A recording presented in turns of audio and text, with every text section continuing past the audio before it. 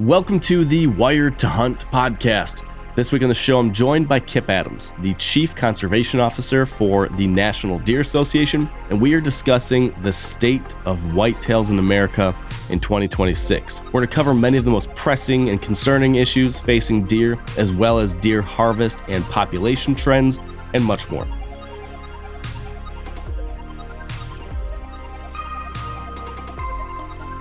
All right, welcome back to the Wired to Hunt podcast, brought to you by First Light. Today on the show, as I just mentioned, we are chatting with Kip Adams from the National Deer Association about all things whitetails and the state of our favorite big game animal all across the country. We're going to be walking through a bunch of different things that were covered in the 2026 Deer Report that the National Deer Association just put out. This is a report that covers many different topics, many different issues, many different trends and data related to deer and deer hunting across the country. So, as I mentioned at the top, we're going to talk through some of the most important issues facing deer. Some of that's policy issues. Some of those are updates on disease and hunter, participation numbers. We talk through a lot of things related to the deer harvest trends across America, how the age structure is changing, how bucks versus antlerless deer harvest is changing. We talk through some position statements that the National Deer Association has recently released about technology with deer hunting, and much, much more above and beyond that. So I'm going to let us get right to that interview because, as you can hear, I'm a little bit under the weather right now. So let's get to my chat with Kip Adams from a little bit earlier when I was feeling a lot better. And this is a great conversation with Kip that I know you're all going to enjoy. All right, joining me once again is Kip Adams. Welcome back, Kip. Hey, good to see you, Mark. Thanks for having me. You too. I always enjoy our check-ins, and I was thinking to myself this morning that we've done this almost every single year for at least a decade, if not more than that. And then I remember that last year we didn't do it because I pulled in Nick and Matt instead. So glad to get you back on here for this one for our annual check-in, all things kind of state of the whitetail, and taking a look at your most recent deer report that you guys put together every year, which I always enjoy. So I want to jump right into it. There's so much in here. There's always a lot. I can't imagine how much time it takes you and Matt and whoever else on the team helps you compile all this. But I'm curious, if you had to pick the number one headline from the 2026 Deer Report, the thing that stands out above everything else as most important in your eyes, what is that? Well, I think the thing, certainly from a hunter's end anyway, what they would look at as being most important is literally the age structure of the buck harvest. It is better than it has ever been in any of our lifetimes. It is more natural for deer herds than it's ever been. The fact that today, for all of the antler bucks that we shoot, for all of those that are only 1.5, we shoot 2 that are at least 3.5. So it's crazy how far we have come. It's such a good natural age structure. It's so healthy for deer, and it is providing incredible opportunities for hunters. And it literally is the best age structure we've had in at least the last 100 years. So I think your diehard deer hunters understand what that means and why that's important. But I gather, I would think maybe that there's probably some newer folks out there who hear that and they don't quite understand why that matters. Beyond maybe just, okay, I see more old bucks and that sounds cool, but why is that actually important? Can you give us the cliff notes real quick for those people on why that is actually a meaningful change, not just for deer hunters, but also the population of deer in the wider landscape too, maybe? Sure.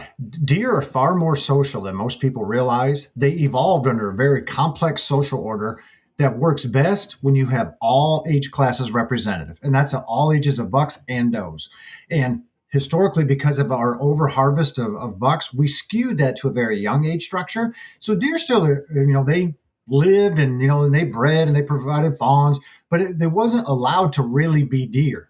So that deer herd works best when it has a full complement of age classes, and that's what we have today. It's important from a hunter's end because, we like to see antlers and have the chance to hunt older bucks. But even people who don't hunt should like that because that means as managers, we are doing a good job. If you look at unhunted deer populations today, they have full complement of ages. If you look historically at age structures, they had a full complement. Today's deer managers have now returned existing deer herds to that. So it's a real success story from a deer management end, whether you hunt deer or not. So this is kind of an absurd question that I never would have thought we'd be asking. But I do remember a handful of years ago in this chat, you discussed how we were expecting that this decline of yearlings being harvested was going to kind of plateau. It was going to settle in somewhere at this mark and kind of stay right around there. It's some kind of natural stasis. And it's largely done that for the last number of years. And now we've actually seen it drop a decent little bit again to a new record. So this begs the question, I guess let me take it back. It begs the question, is there ever a point where it would become too much, that it has declined too much, that we have gotten this so that there's so few yearlings being harvested and so much of a focus on mature bucks that in some way it was negative? Is that a possibility, or is there no negative to be reached? Well, I think that, what we'd have to watch for is if the total buck harvest also was coming down. If we were doing everything we could to protect that yearling buck age class to the detriment of harvesting enough bucks anyway, then there would be a threat of what you were saying. But we are having record high buck harvest. So what it is hunters are passing those 1.5-year-old bucks and killing a larger number of those ones, that are 3, 4, and 5 years old. So as long as we maintain harvest, or at least harvest bucks the way we do now, there's no threat of any, bad issue relative to protecting some yearlings. Now, the only potential issue down the road is from a disease end. If any deer are being saved, that may be spreading disease to others, and that's a different conversation than just this. So there is the potential from that end, but for a large part, with what you're asking in today's modern deer world and the way we hunt, no, we're not negatively impacting anything by saving those yearlings because we're harvesting an even greater number of them once they get older. So one thing when I look at the charts and the data for a lot of the states and how they report their age structure, there's some states that it's really, really, really dramatic. And I wonder if that is skewing the numbers for some states where we're not seeing that change as much. Do you see any discrepancies between like those very aggressive, mature buck states versus some of these other states that have a lot of hunters and a lot of participation, but they are not seeing that? Does that A, concern you at all? B, is that something you're seeing, or do you not see that as much as I'm thinking maybe there is? No, you're right. And there are some states that have vastly different age structures. Part of that, or actually more of that, is a reflection of how they collect that data. And so states collect this age data differently. Some do it at, biological check stations. Some do it where they have hunters send teeth in. Some do it at deer processors or taxidermists. So there's lots of different ways that agencies can estimate the age structure, of the harvest. And a lot of hunters will say, well, how do they know? They didn't age my deer. Well, biologists don't need to age every deer. They just need to get their hand on a sample of that harvest. So the way some states do that is they only collect it from, say, DMAP clubs, or they may collect it from everybody.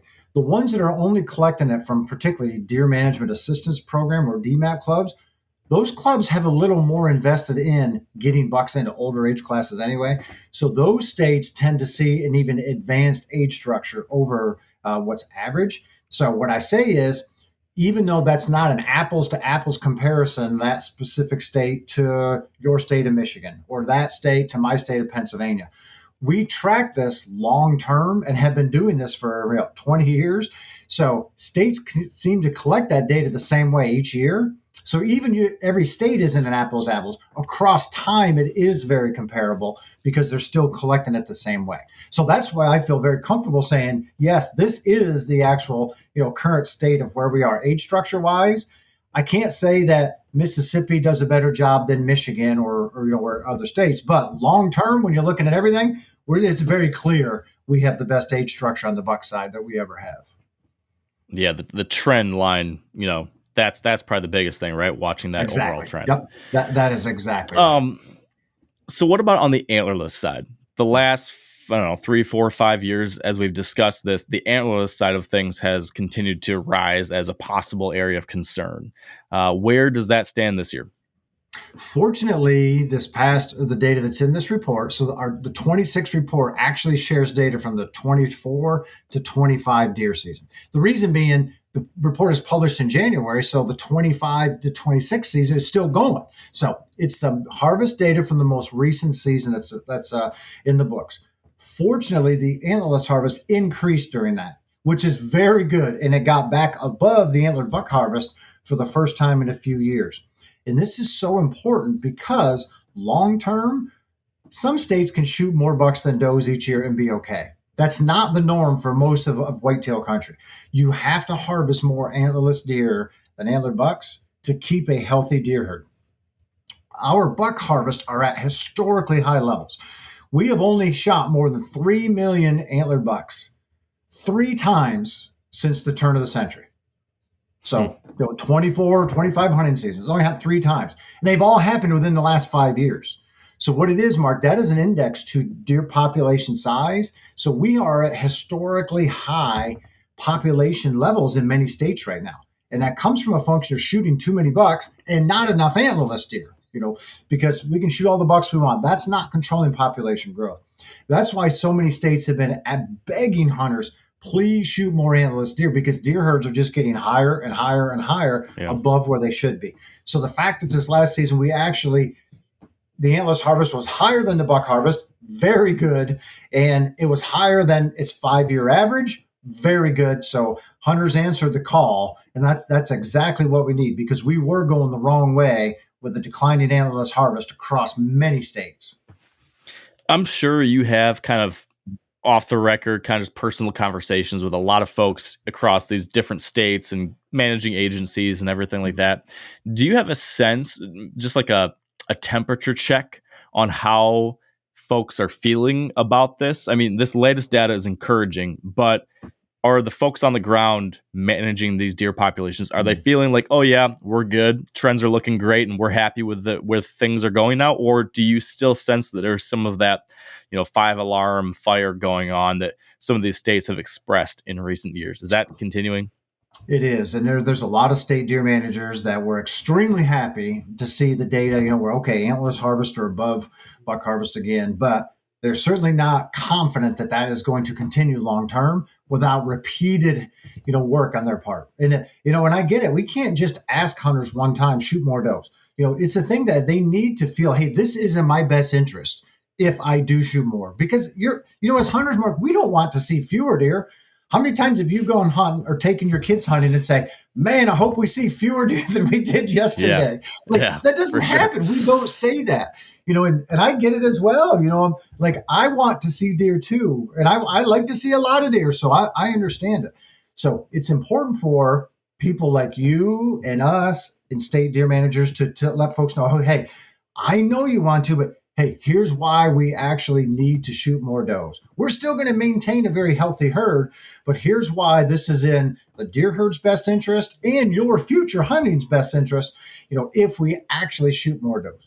Because it seems like the most logical thing, if we shoot more does, there's fewer deer I'm negatively impacting my future hunting. And there are absolutely places where that's true, where deer herds are very low, but most of whitetail country, that's not the case. So, and I'm not saying we need to shoot more does everywhere, but across much of whitetail country, that is the case today. Okay, so give me the 60-second elevator, pitch on why killing more antlerless deer is probably a good thing. For someone who's listening who hasn't heard this yet and is thinking to themselves the exact same thing that you just said a second ago, that doesn't make sense. Convince them why this is actually the case. Deer herds across much of the country are above what the habitats can support with regard to providing maximum nutrition for deer. If we balance deer herds with habitat, that's when deer herds are healthiest. The habitat is the healthiest. The habitat for all those other wildlife species is the healthiest, and it's also very good hunting for us.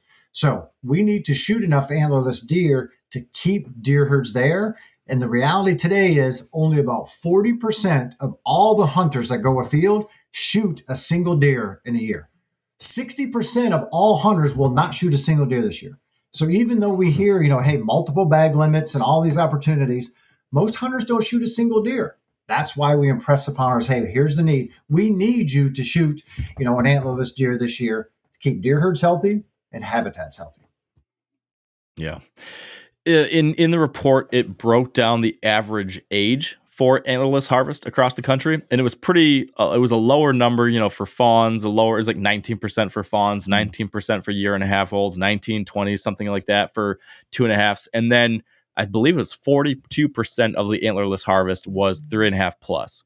And I'm curious if that is the skew, if that's the distribution that we ideally want. Is that a good distribution? Is that too much, too little? What are your thoughts on how that actually kind of maps out currently? That is a really old age structure for does. And what that means is in many places, we are not applying very heavy harvest pressure to those deer herds. Because if we were applying more harvest pressure, it would be a more balanced age structure from fawns up through mature deer. So now we say, like in the buck side, 43% were 3 and older, but that's of antlered bucks. There's no fawns in that. So you say, well, if it's 43% mature bucks and 42% mature does, what you need to remember is the antlerless side includes fawns, that 19% fawns. So if you just looked at adult does, those that are 1.5 and older, the complement that's 3.5 plus would be way over 42%. So that means that's a very advanced age structure, much, much older than the average buck that's on the landscape. So is that good from a doe end? What we have shows that, yeah, we have deer in all age classes, but we just have a lot of them way at the right end of that graph. If we harvested more and brought the average age structure a little younger, that would be more representative of a natural deer herd. And that would be much healthier for those deer and let us know as a manager standpoint, hey, we're doing a better job. So yes, we have does in all age classes, but they're skewed to the old end. We need to reduce that age class a little bit for does to make them even healthier. And is the suggested action that we actually start targeting younger deer on purpose, younger does on purpose, or is the suggested action simply just shoot more does in general? I don't care what age class they are. If you have a shot, take the shot, assuming you're in one of these places that has a very abundant population. Yeah, this is an easy one. The answer is just shoot more does. And that would correct the age structure by itself. Because does don't necessarily get larger, as they get older. With bucks in general, we can use body characteristics to estimate age. We can't with does. I've seen 2-year-old does win big doe contests. I've seen 5-year-old does that were tiny in strength. So it's kind of like humans. Some are taller, some are shorter, some get big, some don't. So with does, just what I tell people is shoot the biggest doe in the group because you're guaranteed then that it's at least most likely an adult. And then you get the most meat for the freezer. That deer might be 2.5, 3.5, 4.5, or 5.5 years old. So yeah, it's good. Not many things are easy in life. This is one thing that's very easy. Don't try to pick an old, young, or just shoot the biggest deer in the group and shoot more does, and that'll all take care of itself. There you go. So as far as the harvest reports that you guys have collected from all across the state, is there any other key finding or trend or data point that you found really surprising or particularly either exciting or concerning? Does any last thing really stand out to you that you want to mention? I think one thing, and it ties right into what we just said, we found out that the average deer hunter hunts 12 days a year. And I know my wife laughs at that when she sees that to think only 12 days, Yeah. So the average deer hunter last year hunted 12 days for deer. I mean, they may hunt for turkeys and ducks, but for deer. But the average successful deer hunter last year required 15 days to harvest a deer. So What that's showing is, okay, the average person hunts 12. This isn't from a lack of opportunity in most places. It's not from a lack of access for most hunters or a lack of deer or even a lack of days, in the season's back. It's selectivity. They are specifically choosing, like, I'll wait till later to shoot that doe, or now I'm going to wait for a bigger buck. So I thought that was pretty remarkable. It didn't surprise me that the average hunter hunted 12 days. It did surprise me that the average number of days, to shoot a deer was 15. But I think that plays in perfectly with what we're talking about, the need to harvest more antlerless deer. People just aren't pulling the trigger or releasing that arrow, with a lot of the opportunities that they have earlier in the season. Yeah. So another thing that I would assume is possibly impacting, harvest rates and actual numbers of deer getting killed is the actual number of hunters heading a field. And for, a decade or two now, we've been hearing about the threat of declining hunter numbers, the baby boomers aging out, all of that. You guys took a look at that at a deer hunting specific level this year. Did anything coming out of that work surprise you? Was there anything different than what the historical trends that we've seen from the U.S. Fish and Wildlife surveys have told us? It was a little concerning that total deer hunter numbers have dropped again. We asked this question 2 or 3 years ago on one of our deer reports because we keep a close eye on this. One, so we have numbers, total deer numbers, but then also we put it to deer hunters per square mile, because that statistic, Mark, more than anything else, dictates how many deer die in any state. Not when opening day is, whether it's in the rut or not, or how long your archery season is. It's the number of hunters on the ground that has more to do with total number of deer that die than any other. So we watch this really closely. So it's a little concerning that number has come down again over the last few years. So I certainly don't like that. So not only from a total hunter number standpoint, because hunters are ambassadors, for hunting, they pay the bills for hunting. So fewer hunters is not good. But then also then that negatively impacts other conservation funding. And, it negatively impacts the number of deer that get shot, the number of pounds of venison that get donated to food banks. That all is tied in together. So it is a little concerning that, we are losing hunter numbers, because for a long time, for the past decade to two, this talk centers around loss of hunters, but the number of hunters has been very stable. The problem is we're getting older and we're about to the tipping point where the baby boomers are falling off. So here in the next decade, we're going to really have a drop in hunter numbers. So we've been preparing for this by trying to identify what the problem is and how to get more people in the fold, even though hunter numbers were pretty stable. Well, now we're starting to see the first steps of that decline. And we know, it's not just a gradual, we're about to a cliff, and we're taking those first few steps and we're getting really, really close to the edge. So that's pretty concerning to me. So, when I was looking at that, a specific subsection of the data was particularly surprising to me, which was they mentioned, they gave you a total number of hunters, but then they told you the percentage of those that identify as deer hunters. And it wasn't just that total numbers were declining. It was actually that the percentage of those hunters that deer hunt was declining too. So what that tells me is why is deer hunting participation declining faster or declining at a greater rate than just hunting in general? What's that about? I started wondering. Have you guys given that any thought? Why is it that in 2021, for example, 78% of reported hunters pursued deer, but now as of 24%, that's down to only 65% of hunters identify as hunting deer? Why is it that deer hunting participation specifically is declining within the broader hunting community?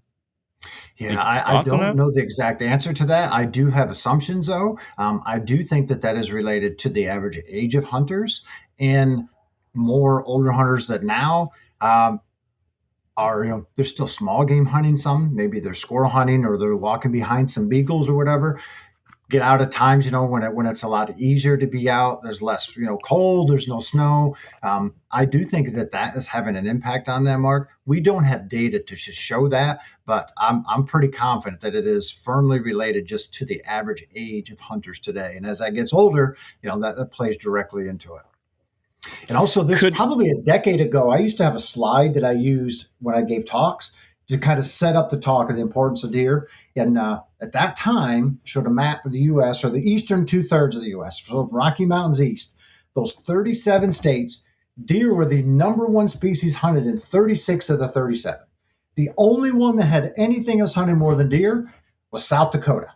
And just because, the insanely good bird populations there, upland bird. And it was like it wasn't even close with all those other states. But we're starting to see erosion in that today too, and that's exactly what you were just alluding to, where there's not as many people. So, if I make another map like that, here in a few years, it's probably going to be more than just South Dakota where hunters are hunting something besides deer, or at least there's the opportunity for that. And that wouldn't have even been considered a decade ago. It's like deer were so far and away the most important thing above everything else outside of Spencer's home state, I guess. But Yeah. anyway, that is starting to look a little different today, and that's very concerning. Well, and I also wonder if it might have something to do with the disproportionately challenging aspect today of deer hunting access in particular, right? Like you can still go out on any piece of public land and probably shoot squirrels. But there's a lot of folks that might say, well, trying to kill a deer on public land these days is getting to be a tougher experience. Or maybe it's, with everybody used to have free permission everywhere to deer hunt on private land on their neighbors and everyone. But nowadays, more and more land is being bought for one or two hunters. More and more land is being leased. And so deer hunting specifically seems like the access challenge is unique there a little bit. I'm curious if that could be having some of this impact as well. Some people were like, yeah, I used to deer hunt when it was easy to get places to do it. Now, if I want to deer hunt, it's going to cost me a bunch of money, or I've got to become a ninja on public land, and I don't love it that much. That's purely anecdotal, spitballing there, but I wonder if there's something there too. There absolutely could be, and you're right. It's more difficult to get deer hunting access than anything else across most of the country. The folks in Arkansas that's probably not true with regard to ducks in some places, but for the most part, you're right. And I know people even where I am, deer hunting is very, very, serious. And Pennsylvania has more deer hunters per square mile than anybody. And growing up here, you could get permission anywhere. That's certainly not the case anymore. You have a hard time, because every acre of land is hunted for deer. But when season's over, you can coyote hunt on just about any place here you want. You can late season small game hunt on a lot of places. You're right. You can still get access to do a lot of other things after deer season's over. But it's hard to get permission to deer hunt a lot of places. So you're probably correct with that. So kind of along somewhat similar lines, if we're looking at popular boogeymen within the hunting world, access is one of them, of course, but another one is the impacts that crossbows might have on increasing archery participation, possible impacts on deer populations. There's a lot of, for years and years and years, people have liked to talk about this. They still like to talk about this. And so we're still going to address it every once in a while. You guys do a breakdown by weapon. You explore this a little bit. And I'm just curious, when it comes to crossbow participation and possible impacts, have we ever seen any kind of notable change in harvest structure or harvest percentage during archery versus gun season or anything like that when a state has brought crossbows on board? Yeah, and so and I'll preface this by saying I am a diehard bow hunter. I spend more time hunting with a bow in my hand than anything else. Once bow season's over, I'm glad to pick up my rifle and keep going. But bow hunting is my thing. My kids both started with a crossbow, and I am totally fine sharing the woods with people using a crossbow. I think it's a great tool to get new hunters in. I think it's a great tool to have senior hunters, be able to still hunt. So I'm not against crossbows. However, I know a lot of people, friends and colleagues are. So I've had this discussion lots of times. We have monitored this for a long time, and that's the percentage of the deer take that's harvested by bows, rifles, muzzleloaders, etc. 15 years ago, the percentage total deer harvest that was taken by bows was 15%. Today, that's about 25%. So that's a jump. However, that percentage taken by bows or crossbows has stayed very similar for the past 5 to 10 years. Basically, that 15 years ago, I say that why there was jump. That's when a bunch of states were starting to legalize crossbows for all hunters during archery season. So because there was more opportunity, you saw a lot more deer taken with a bow. However, that number has been very constant now for a while at about 25%. So firearms are still taking, the vast majority, about 2/3 of the annual deer harvest. And what states see is also some states can break their harvest down vertical bow and crossbow. Some states can't. They just know it was shot during archery season. So we don't have real fine scale data across the whitetails range of this, but we do know the percentage of deer that are taken by bows, whether it's a bow or a crossbow. And even though that has increased, Mark, what we see now is it has absolutely stabilized. You know, we're still begging hunters to shoot more deer in most places.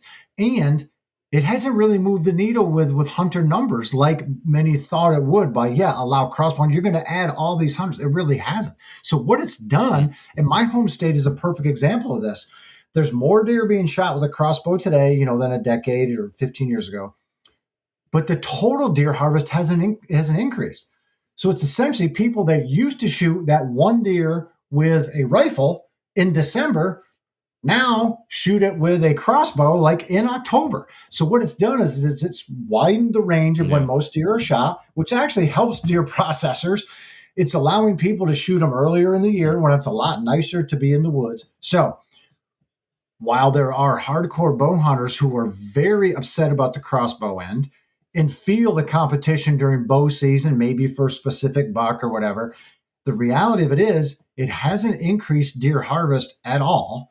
And it hasn't negatively impacted deer harvest at all. It's just moving a lot of it earlier in the year and putting more people in the woods during archery season and fewer people in the woods during firearm season in many places. So, it's probably helped us maintain deer hunter numbers longer than if we didn't have them, because it's a lot easier to be out in September or October, particularly for brand new hunters or older hunters. But as far as killing extra deer, it hasn't done that at all. So it hasn't negatively impacted deer herds.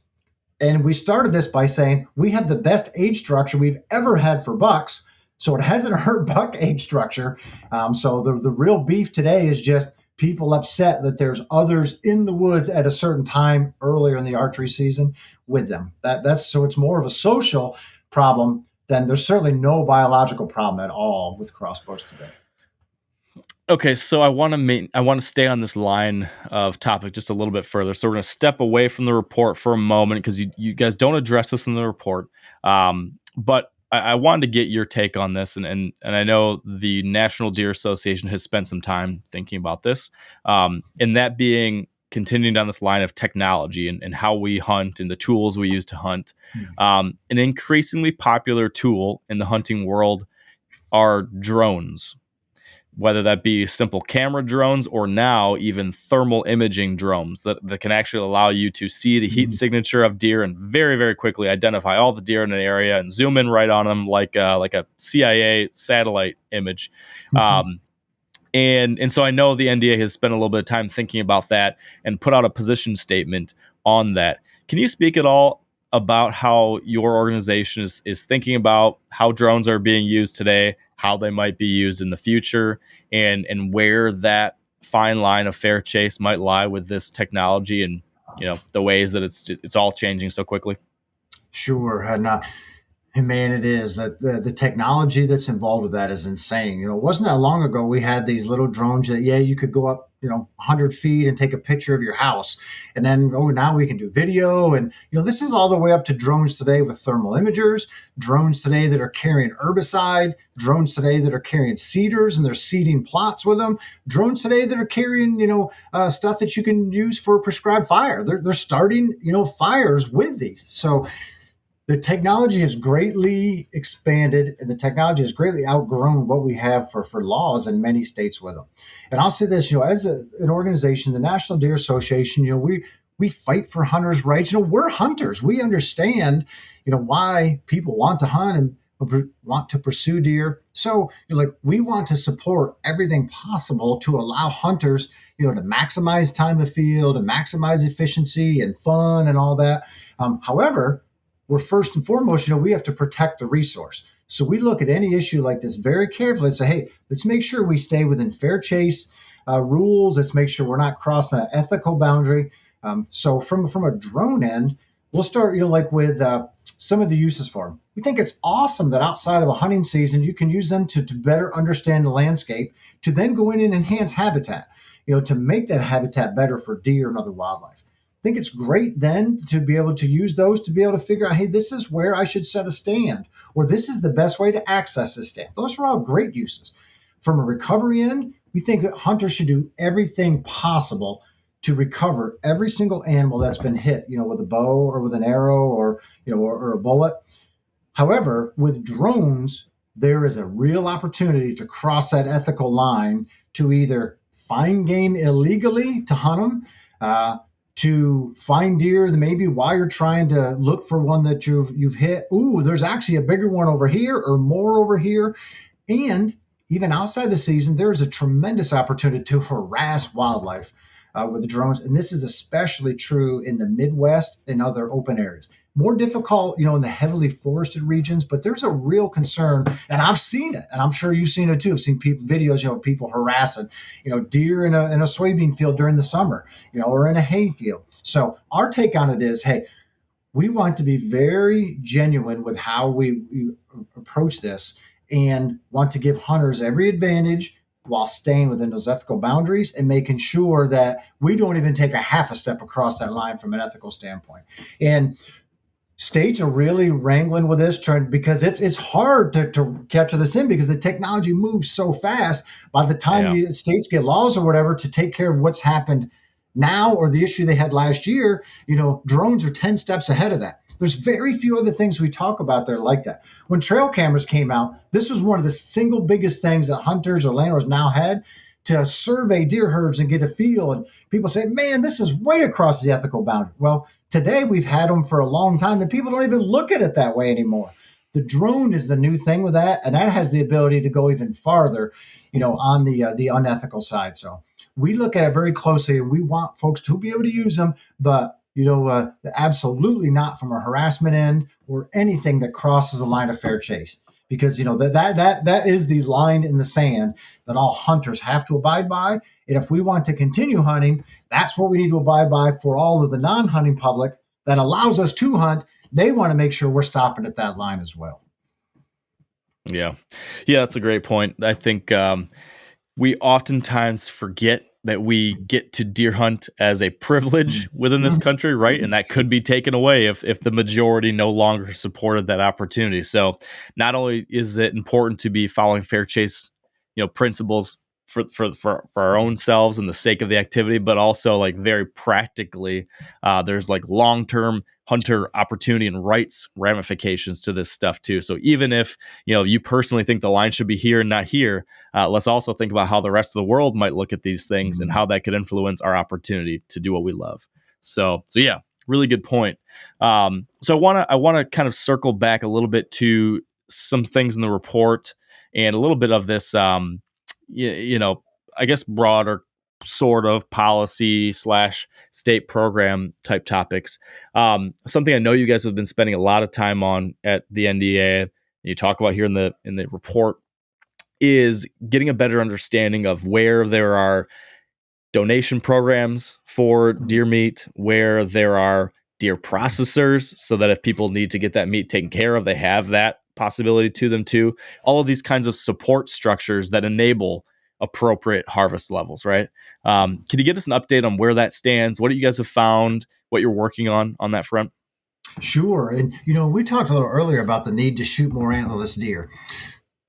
What you just asked about is kind of a continuation of that, because we recognize the need for that, but we don't just want to say, yep, go shoot more.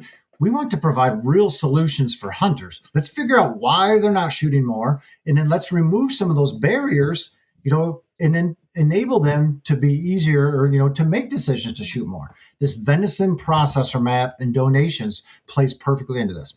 I already said about 40% of our hunters are going to shoot a single deer this year. That's it. And only about 18% are going to shoot more than one. This is not because they don't have the opportunity to go afield. This is not because we don't have abundant deer on the landscape. And it's not because they don't have tags. Almost every hunter goes to the field, with multiple buck tags and multiple antlerless tags. It's selectivity. It's making that decision. So part of that is some people just don't need that much deer. They're going to eat one deer and that's it. My family, we put 5 to 7 deer in our freezer every year and then give some more away to needy families because we eat that much. I recognize not everybody does. However, there's a lot of people that have the choice during the year to shoot a doe that choose not to because they don't need another one or don't want another one. Well, There's two things that one, hey, maybe we can convince them to shoot that deer if they had an outlet for that. Venison donation programs are a perfect outlet.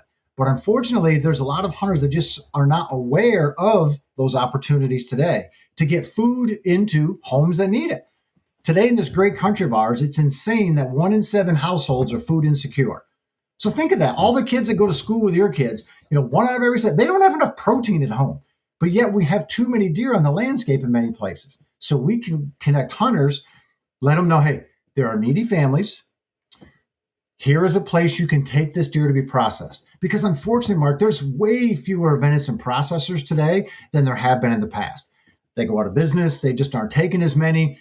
Through COVID, through this, that, disease, whatever, there's a lot that have closed their shops. So what we did is we worked with every single state wildlife agency and their venison donation programs to put a national map together. You can go on our website. There's an interactive map. Find your state, and it shows every single venison processor there. So a hunter now can locate, hey, who is closest to me? We identify which ones participate in their state's venison donation programs. You can go drop it off. There you go. It doesn't cost you anything, and the meat is going to a needy family. That's perfect. So we are raising this awareness to hunters, talking about the need to do it. Here's an outlet for it. And unfortunately, every one of those state donation programs, they run out of money during the year. They're all the runoff donations, and there's some state funding, but most part donations. However, we also know that there are TFAB dollars that can be used for those. TFAB is a federal program. That's the Emergency Food Assistance Program. A lot of people have heard of that. Very few people know that those dollars can go to venison donation programs through the state. We currently work with this through the state of Massachusetts right now on their mass wildlife venison donation programs. So our director of policy is working with many state wildlife agencies to connect those dots, because now we provide a national map. Hunters, here's where you can find a processor. Here are the ones that it's free to you that goes to a venison donation program. And here are the TFAB dollars to mean that that state has way more money to pay those processors to increase numbers of deer for those programs. And by doing so, this reduces the barrier for hunters, makes it very simple for them, makes it free for them, and then they get to solve a problem and help communities in need. And the best part is we harvest deer that need to be harvested, so deer herds are healthier, habitats are healthier, people get fed, and who are the champion? Hunters. Hunters are the champions. They're the ones that make this whole thing work. So it's super cool that once we connect all these parts, this is what happens. So this is what we are right in the middle of all of this. And your question about, the venison map, we don't want to just say hunters go shoot more deer. We're going to say, yes, we want you to. Here's why. And man, we have rolled this out and made it as easy as possible for you to do this. Be the champion in your society. That's incredible. Just there's a win-win, and then there's things like this where it's like a win-win-win-win-win. There's so many across the board there. So it's hard to argue with that. And if somebody's listening and they'd like to see that map, I just pulled it up. If you go to deerassociation.com, and then underneath the menu there, you'll see NDA programs. Select that, and then there's a drop down, and you'll see the National Deer Processor Map. Very easy to get to. Terrific program. Really glad you guys are working on that. You mentioned TFAB dollars. Is that program part of the, associated with the Farm Bill at all? It is. Yep, it absolutely is. And so many states were aware that, yes, they can use that for, food assistance and that, but they weren't aware of the connection to the venison donation part. So there's a lot of education there at the policy level, to allow folks, the understanding of how to incorporate those dollars. So, yep, farm program bill, super important. Yeah. And let me say this, Mark, before we leave the map part. That is an interactive map. So at any point, if somebody wants, knows of a processor to be added, just reach out to us and we'll get them added on there. I mean, we want to have as complete of a map as possible. And we understand there's a lot of mom and pop processing, that goes on. We can get any of that on there. Anything to help hunters, connect and find a processor, we want to do. So, we'll update that, at a moment's notice. So anybody can let us know where processor is that we don't have, and we'd love to get them added. That's great. So I was going to ask, related to the Farm Bill then, we've talked about the Farm Bill here on the podcast every couple of years for quite a while now. And for the last few years, it has been pushed. It has, been needing reauthorization for several years now. It continues to be pushed and pushed and pushed. I'm curious if you have any update on where things stand with the Farm Bill these days, and the conservation programs specifically tied to that. Any updates that deer hunters should know about? I have some updates, and none of it's good for us. And this comes from our director of policy and a federal policy person that we work with that updated me and our staff on this here recently.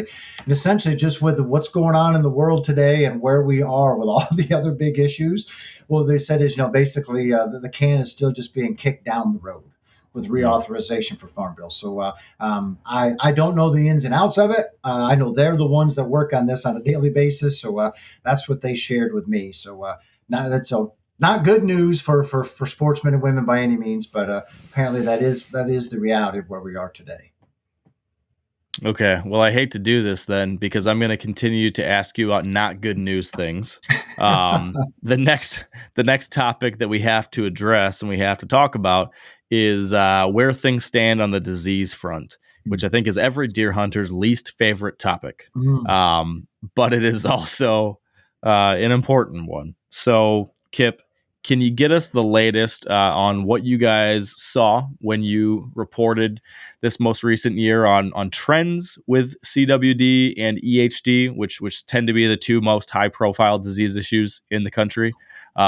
And then I've got some more specific CWD questions, but I guess high level, what were the trends that we saw on those two fronts? Okay, let's start with hemorrhagic disease. There were 27 states that confirmed the disease last year, which was a couple more than the year before. 24 was considered a low or moderate year for it. Last year, most places, even though there was a couple more states, most places, again, was low to moderate severity. However, there were some places that were absolutely hammered with it. The Ohio River Valley being that was number one place. So, they're in southeast Ohio and across the line and into West Virginia, those deer got just absolutely slammed.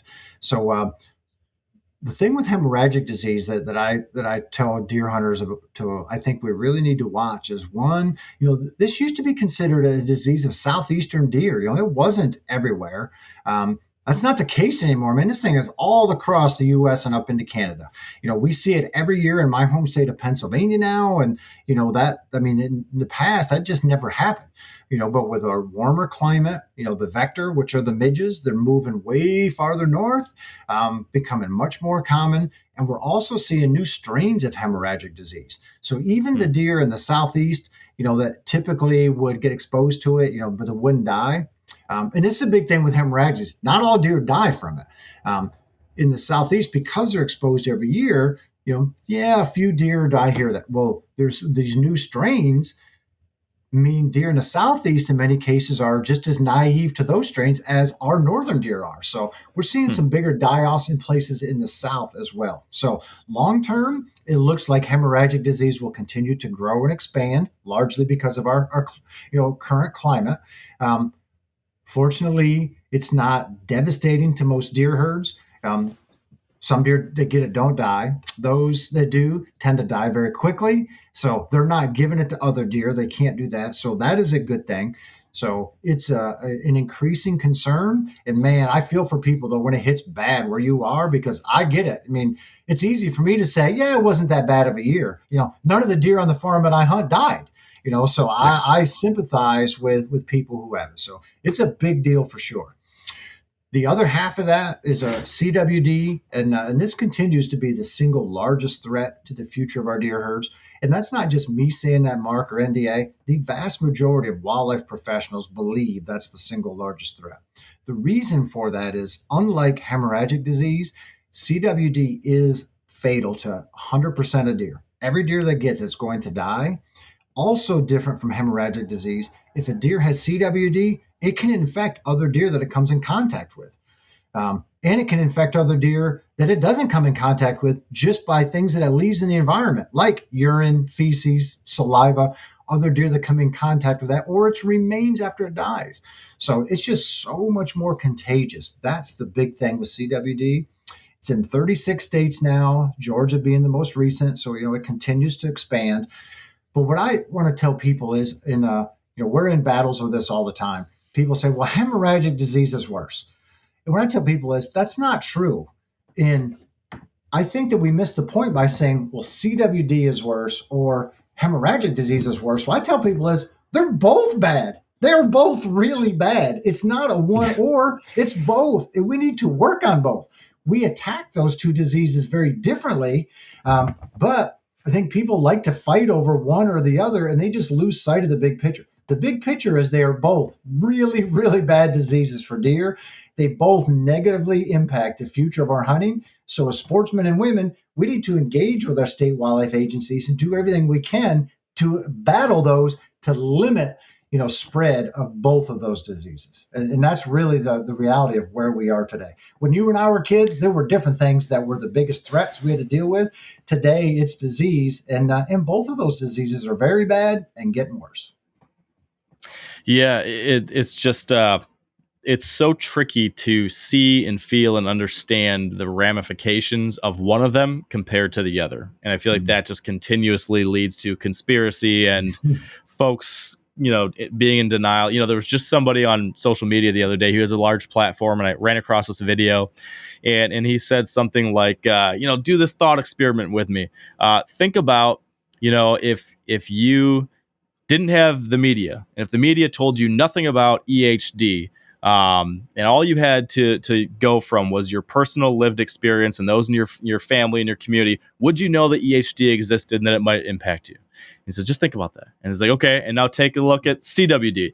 If the media wasn't continuously preaching to you about this and all these so-called experts weren't preaching to you about it, would you have any idea that CWD was impacting something in your life and in your community? Could you see it and feel it? Yeah, just think about that. And the point he was getting at is that he was claiming that the media is feeding you this thing. These so-called experts are feeding you this thing, but no one's actually experienced any downsides of CWD. But we've all experienced some kind of real downside to EHD because it's immediate. It can be very concentrated and noticeable, where all of a sudden a bunch of deer die in a week, and it's like obvious. With CWD, it's much, much harder to see that firsthand and to recognize that firsthand. Of course, that doesn't mean it's not a real thing, and that doesn't mean it's not going to have very real long-term implications. But for the average everyday person, it's a harder, two series of dots to connect the lines between. Yeah. What do you say to somebody who hears that and thought to themselves like, oh yeah, I don't know. This is hard to wrap my head around. This has been going on ad nauseum for you for 20 years. I know you're sick of having to make this case, but bear with me and do it one more time. And I'm fine with this because you're right, because it is such a big issue. And there's a lot of hunters that wonder that exact same thing. I liken the two diseases to hemorrhagic disease. Incubation period is only 5 to 9 days. So if a deer is going to die, it's going to die, within 5 to 9 days. We see them. They all congregate to water. So it's very simple to find them. I liken that to, that's the hornet's nest in that bush in your front yard. If you walk out and you kick that hornet's nest, there is an immediate reaction. You can see it and that's hemorrhagic disease. CWD is very different. Incubation is 18 to 24 months. So way slower. CWD is like the termite under your house. You might see that hornet's nest in your front yard every day. You don't see the termites under your house, but every day they weaken the foundation. And when you do figure it out, in many cases, it's too late to save the house. That's the CWD in deer because it goes so slowly, but it just keeps wearing away the foundation of that deer herd. And for the people to say, well, there's no declines in wildlife because of CWD, that's not true. We have absolute published declines in elk populations in Wyoming. We have population declines in mule deer populations in the West now. And in whitetails in Northwest Nebraska, we have population declines specifically due to CWD. University of Georgia researchers finished this project up about a year ago. They have 3 different study sites in Arkansas in the area that they first found the disease, and they have monitored all kinds of stuff with that.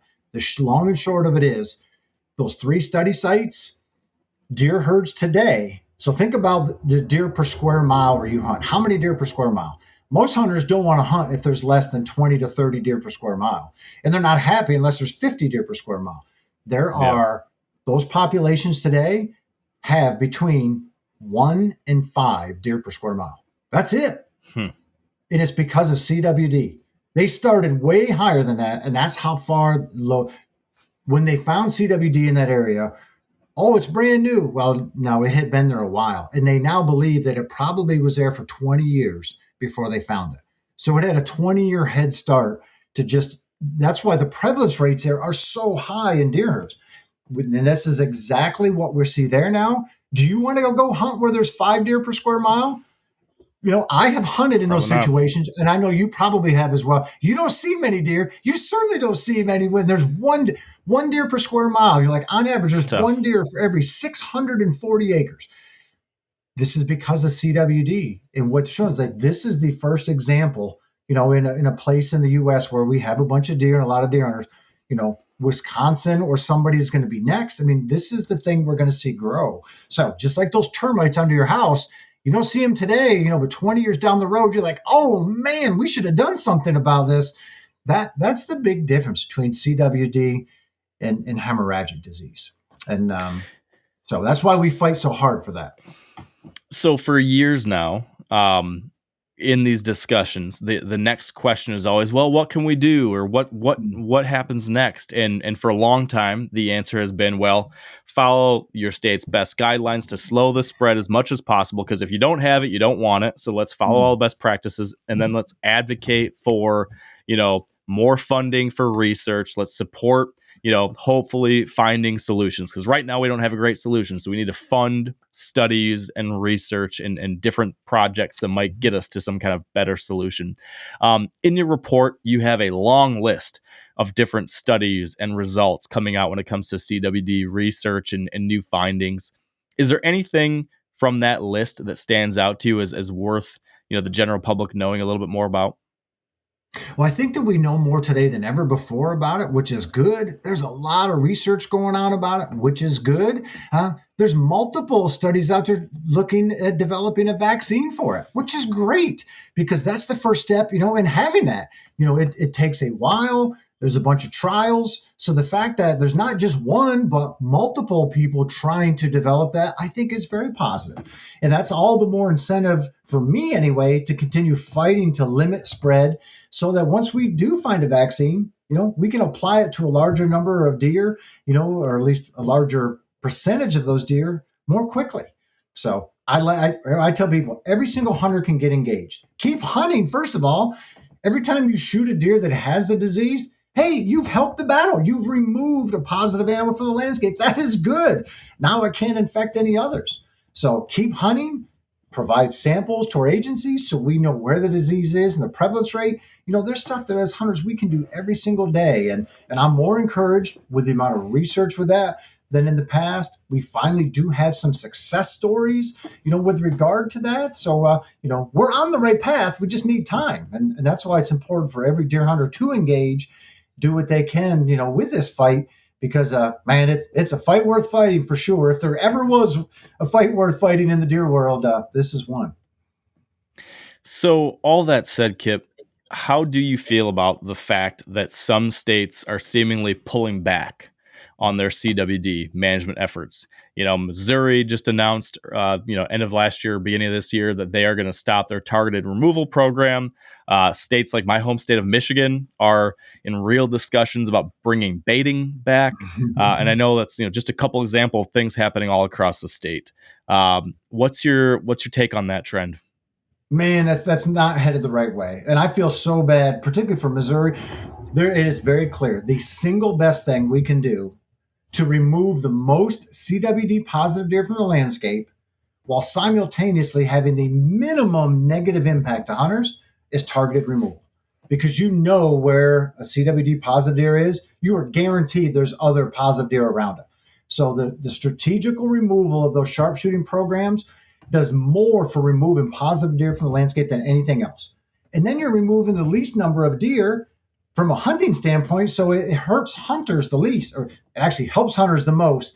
They notice impacts the least. Unfortunately, though, public outcry around sharpshooting programs goes crazy, and people lose their minds with, they're killing all the deer and this is bad. And then some celebrities get involved and just make it worse.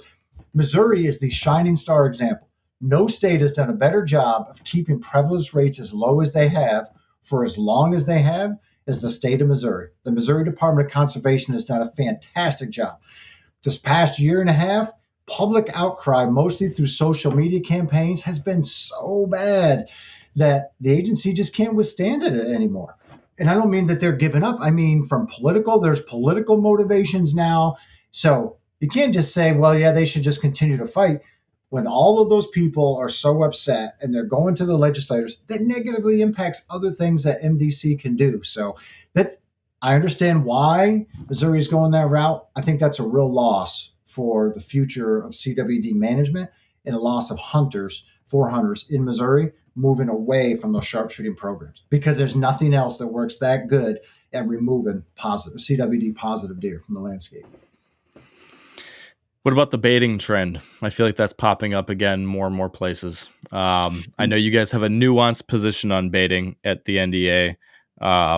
Can you give us some thoughts there? Sure. It's very clear that there's nothing that spreads disease faster than when deer are congregated and they're swapping spit and urine and saliva, and that happens more at bait sites than anywhere else. The science is very, very clear on that. We don't have to talk about the ethical part, whether you should use bait from a hunting end or not. I don't care about that. But from a science end, the biology is very clear that if you have a disease, that's where it's going to spread first and spread fastest. So baiting is not good in disease zones, and we absolutely oppose baiting in any disease zones because we don't want deer, trading spit and urine and feces and all that. Way better to not have that bait so those deer stay spread out, they're not coming into contact with each other as much. And it's not just CWD. There's lots of research that shows that mange is the spread of it is greatly increased at bait sites. Brucellosis, greatly increased there. Tuberculosis, of course, there you have that in Michigan. CWD, and also, there's all kinds of diseases and ailments that are bad for deer. That spread is greatly increased at bait sites. So because of that, we don't think that you should be able to bait anywhere where there's a disease concern. Baiting is really culturally tied, though, and people who grew up baiting, they don't want to hunt without it. To the point where I was at a class that we were teaching last fall. We had a guy came in and was talking to me about, I'm like, how was your season? Yeah, so he's going on and on about excited to hunt. And he goes, well, yeah, I got out to my stand. It was like peak rut or whatever, and got to it. And this was in a state where baiting was legal. And he went over to his feeder. He said, and it was empty. There was nothing in it. He goes, wasted that day. So I went home. So in his mind, there was a 0% chance to kill a deer if there wasn't bait. So the fact he's in the woods, but it's just, and I'm not picking on him. This is how he was brought up hunting. So to his mind, that's the only way to hunt. So, I get it. Baiting is really ingrained in places where, that's how. So it's a big issue. And that's why it's so hard. The emotional tie and the cultural tie is so strong that even as dangerous as disease is, in many cases, that can't even override how tightly people are tied to that. So I get that. I understand that part of it. And so it's on us as managers to be able to really show, hey, we understand that, but from a disease end, here's why we really need you to not use bait. Yeah. All right, Kip, I want to zoom out and away from baiting, CWD, all these different things, potentially. Imagine I am a deer hunter listening to this podcast right now. I'm on the other side of the airwaves. I'm in my car. I'm driving to work or driving to go for a hike to go look for sheds or do some work on the property or scout some public land. And I'm listening to this podcast because I love deer hunting and I want to make sure that I can keep deer hunting and have a quality experience into the future. And I want to make sure that my kids can do this kind of stuff. And so I am a deer hunter who cares about the future. And I want to be a part of the solutions that will lead us to a better future for deer and deer hunting. If I'm that kind of person, what are 2 tangible, actionable things that I can do over the next 12 months to help perpetuate that better future for deer and deer hunting? 2 tangible examples. 2 tangible things. One, I would say become an NDA member. You can do so for free because then we can keep you updated on all this important stuff that's going on. We can share whatever information you want, how to enhance habitat, how to introduce new hunters, how to be involved in policy, whatever it is. That will keep you engaged in the game to know, hey, here's really what's going on. That's number one. And number two, go hunting this year and shoot an antlerless deer. That will do so much for our sport and, doing your part for deer. Eat that. You can give some of it away to friends or family, whatever you want. But those two things will keep you engaged and will be allow you to be a very productive hunter, to be doing something very good for the future of our deer herd.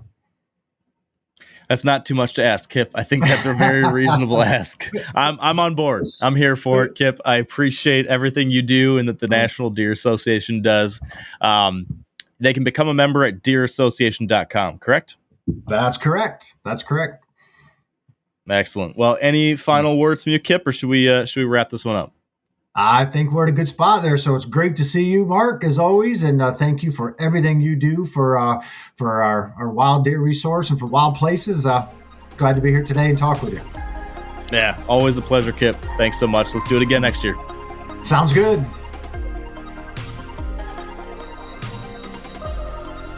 All right, and that's going to do it for us today. Thank you for being here. Thanks for being a part of this chat today with Kip Adams. Hope you learned a lot. Be sure to check out the 2026 Deer Report for yourself. If you'd like some more information along these lines, you can find that at the deerassociation.com website. And until next time, thanks for being here and stay wired to hunt.